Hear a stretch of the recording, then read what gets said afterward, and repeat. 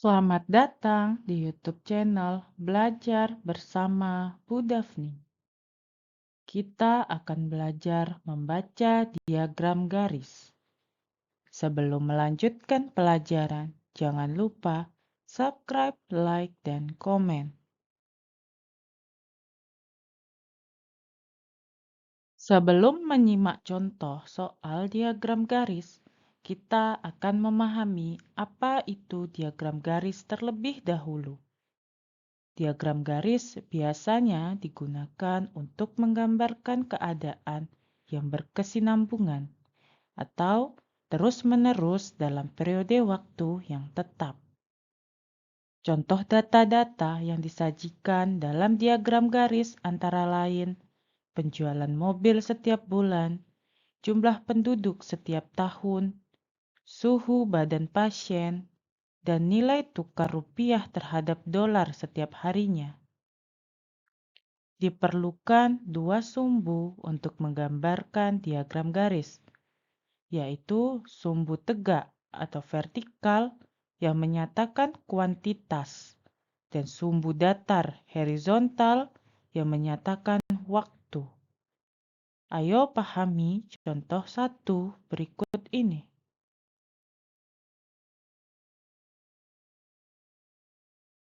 Amati sajian data dalam diagram garis yang ada pada gambar 1. Dan jawablah pertanyaan-pertanyaan berikut. 1. Bulan apa nilai kurs rupiah paling tinggi dan paling rendah? Perhatikan diagram. Tertinggi pada bulan Desember dan terendah pada bulan Januari. Nomor 2. Bulan apa saja terjadi kenaikan nilai kurs rupiah? Dari diagram, kita bisa melihat kenaikan nilai kurs rupiah terjadi pada bulan Februari, Maret, April, dan Mei.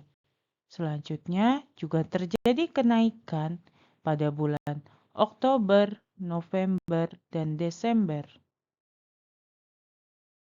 Nomor 3. Bulan apa saja terjadi penurunan nilai kurs rupiah? Penurunan nilai kurs rupiah terjadi pada bulan Juni dan Juli. Nomor 4. Bagaimanakah nilai kurs rupiah dari bulan Juli sampai dengan September? Jika dilihat dari diagram, bulan Juli hingga Desember mengalami kenaikan yang tajam. Nomor 5. Apa yang dapat kalian simpulkan tentang kurs rupiah dari bulan Januari sampai dengan Desember? Kesimpulan yang dapat kita tarik adalah mengalami kenaikan walaupun ada terjadi penurunan di bulan Juni dan Juli. Namun kembali meningkat di bulan Agustus hingga Desember.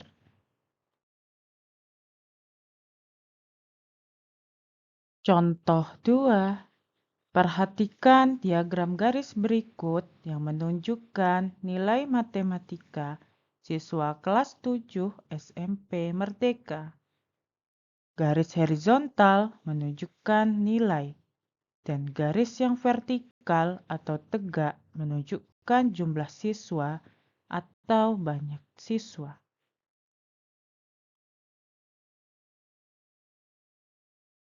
Untuk menjawab pertanyaan nomor 1, banyak siswa yang memiliki nilai 8 adalah kita perhatikan garis yang horizontal pada angka 8.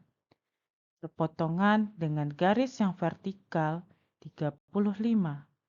Maka siswa yang bernilai 8 ada 35 orang. Untuk menjawab soal nomor 2, nilai yang diperoleh oleh 20 orang siswa adalah dengan melihat garis vertikal yang angkanya 20 ditarik secara horizontal memotong grafik lalu diteruskan ke bawah memotong di angka 6. sehingga jumlah siswa yang 20 orang memperoleh nilai 6.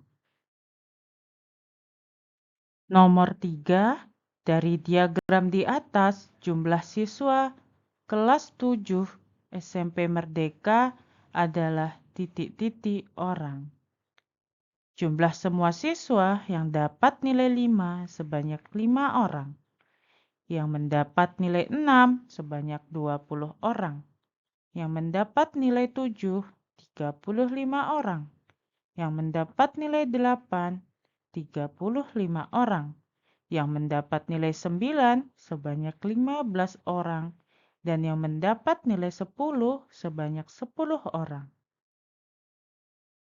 Sehingga kalau dijumlahkan 5 tambah 20 tambah 35 tambah 35 tambah 15 tambah 10 sama dengan 120 orang siswa.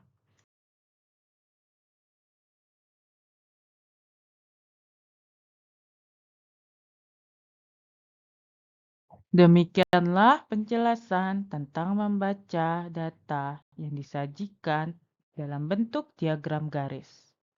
Selanjutnya, ayo berlatih mengerjakan soal latihan.